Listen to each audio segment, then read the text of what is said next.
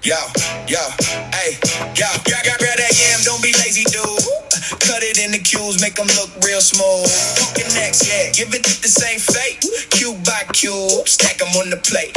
Tiny celery, chop, chop, chop, chop. Woo. Don't stop now, keep that knife on top. Kitchen looking busy, got a mission today. We're about to make a veggie feast, hip hop, wait. Keep that oil, let it shimmer and shine. Go with mince garlic, now we're feeling fine. Stir fry, smell it in the air. Neighbors peeking through the window like, what's cooking there? Pumpkin jump in, yam join the crew. Everybody in the pot got important work to do. Add some water, make it splash like a pool. Bring it to a boil, now the pot's acting cool.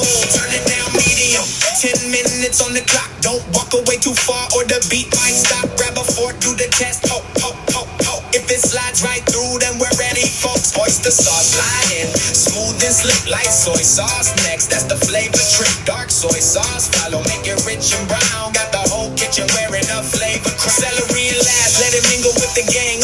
Almost stir around, hear the tasty bell ring. Pumpkin soft, yam soft, everybody say yo.